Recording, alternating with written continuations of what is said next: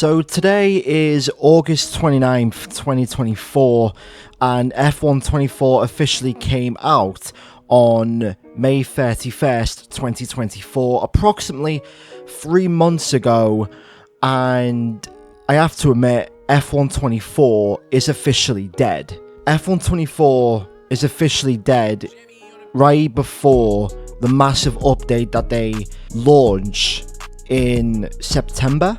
With the performance update of the cars, they changed the design of the cars with the performance to match the real world, the real life performance. Plus, as well, they also bring the F2 cars into the game.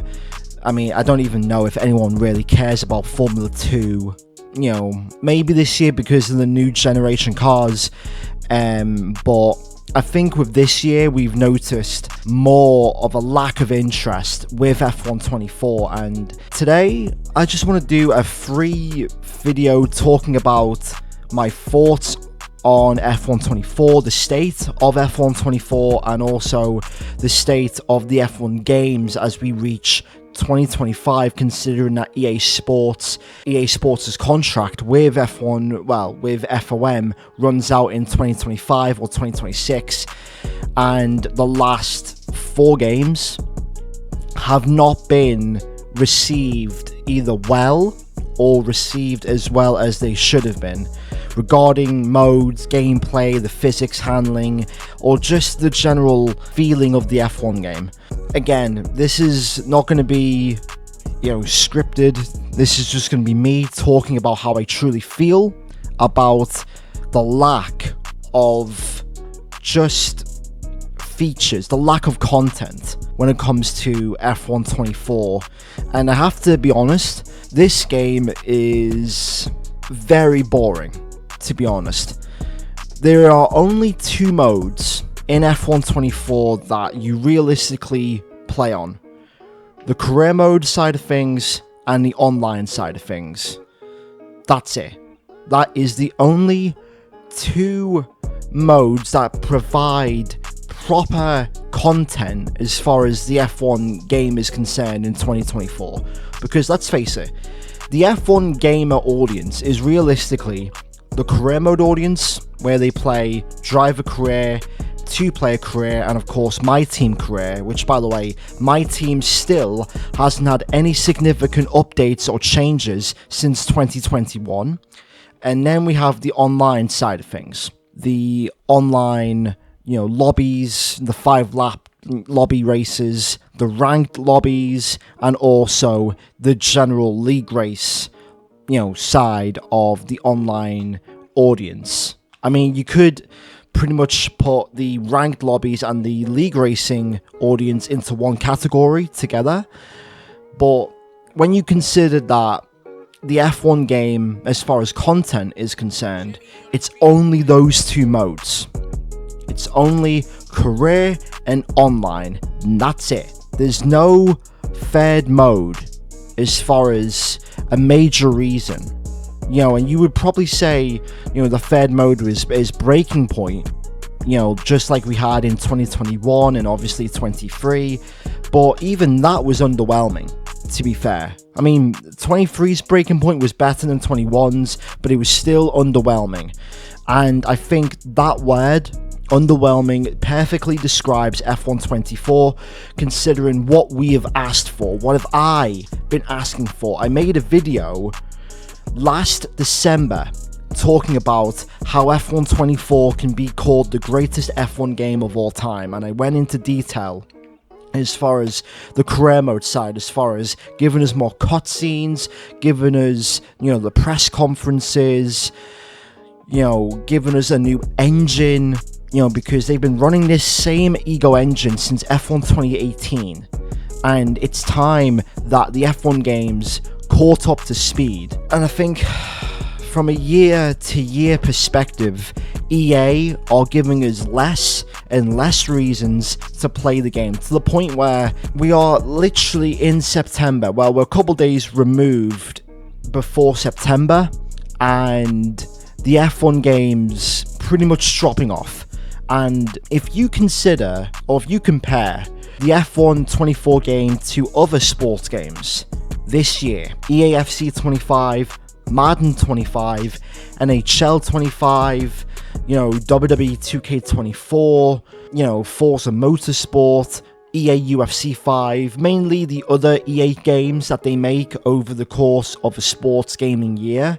This is still majorly behind all of the other sports games when it comes to things like customization. The one problem I have with F1 24 and why I believe F1 24 sucks is simply because there is no major features when it comes to the game. I mean, think about it. The last major feature that we had was My Team. And you might want to say, well, Breaking Point was in 2021, but what did Breaking Point realistically offer us as far as a fed mode just to play through for a couple hours? Was it okay? Yeah, but it could have been so much better. I'm talking like a main feature that everyone promotes. Yes, Breaking Point, but everyone thinks about My Team. And the fact that My Team hasn't been touched since 2021, when it got slight updates with the icons and stuff, there's been nothing there. The customization in F1 24 is a joke. Like, what you unlock as far as the podium pass is a joke. F1 24 has removed things from 23. For example, there's no France in this year's game. Why?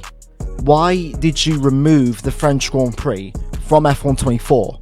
I understand that not many people, care about France, but it's still one more track to race on. It's still content, and you've still got Portimao in the game. So why did you remove France? That's one less track that we can drive on in the online races, one less track that we can drive on in the career mode, and it's just questionable. And you see this lack of progress from 2021 and then F1 22. To me, 22 is up there with 2014 and 15 as far as probably the worst F1 games that they've made, just simply because there was no major feature. And the one mode that they promoted, F1 Life, was the one thing we didn't want. And I said this, in last year's game, and I said this ever since 22 came out. F1 Life, we don't want it because it doesn't promote what we actually want. Okay, you're promoting furniture in an F1 game. You're promoting supercars in an F1 game. No, that's not what we want. If I wanted to race supercars, I'd race on Forza Motorsport or Gran Turismo. And even with this F1 Life, what am I going to do with a compendium? Okay, and even with the F1 World Car, okay, like, what does that actually do? I mean, obviously, you get upgrades, with the brakes and the engine and the drag reduction system, but do we get any physical changes to the car? Do we get actual spec front wings that make a difference, or spec side pods, or spec chassis, or a spec, a different spec car? No, we don't. It's the same car that everyone else is running, it's just different performance. I watched Alex Gillen's video that he released a couple hours ago, and he said that EA Sports, are apparently working as hard as they can, and I completely disagree with him, simply because if you know EA Sports, you know that they are notoriously known for lack of effort. Lack of effort in their Madden titles, lack of effort in the EAFC titles, just lack of effort in general, because to EA Sports, the one thing that they only care about is your money. They don't care about trying to increase the players' retention when it comes to playing their game for not a couple months, but for all year long. They only care about trying to increase their monetization when it comes to certain things. And I think that because there's not that many monetizationary gains in the F1 game, I just think that they just Every single year they try and throw out these minor updates when it comes to the handling and just the physics of the game. Oh, it's EA, EA Sports dynamic handling, it's different. The suspension's changed. We've worked on the aerodynamic side of things, and yet you play the game and it is completely worse than 23. And everyone will agree on me, the handling, the first handling, the handling that we played in the beta, the handling that the EA, that the content creators played with early access, and the handling that everyone played in the first weeks of the game, it was awful. It was awful. And when people are actually coming back to F1 23 because of the handling and how bad the handling is, and just a bit how much of a downgrade 24 is compared to 23, even with the radios and the improvements, the improvements that they say with the career, even though they've added in even though they've updated the driver contracting system, and the only thing that they've updated for F1 24 career mode is realistically secret meetings. Even though that we've been crying for more of a personal relationship in the F1 career, press conferences, cutscenes, more customization, and the fact that the only thing that they add is secret meetings, and the fact that you can drive as an F1 24 or F2 or F1 Icon driver, that's your biggest feature in F1 24? No. And I think this is the turning point when it comes to the community, because we've had 3 games or 4 games since 2020, and they have had the bare minimum. Actually, I'll give 21 a bit of a pass because they added in content. They added in Portimao, they added in Imola, they added in Jeddah. I mean, even before that, the game was bare bones. The only thing that was really new about 21 was Breaking Point, and that's it, up until the tracks that got released. But with 22, what was added in 22? F1 Life? That's pretty much about it. And the handling, even after the updated handling, most people didn't like it. 23, I'll say that 23 from a gameplay perspective was the best F1 game that I've ever played. The handling, leagues and miles better than 22 and 24. And also the AI, as far as the strategy and just the general pace of the AI, probably the best AI, the best gameplay the F1 series has ever put out. And even with Las Vegas and also Qatar, again, no major features that screams to the customer to buy the F1 game. And then you get to F1 24 and there's literally nothing, and the only thing that they promote is be one of the 20. Wow, we couldn't do that back in F1 Championship Edition or even on the PlayStation 2 games. And now you're promoting, be Lewis Hamilton or be Max Verstappen. It's a massive feature that it's never been there before. And yet people are actually deciding to vote with their wallets. And this is what I want to show to you right now. As you can see, F1 24 launch sales significantly lower than F1 23 in the UK. The first 5 weeks, ever since F1 24 came out, F1 24 launched at the end of May with mixed reactions, and sales data has revealed that F1 24 has had a slow start. And it's right there. F1 24 launch sales over 40% down compared to F1 23.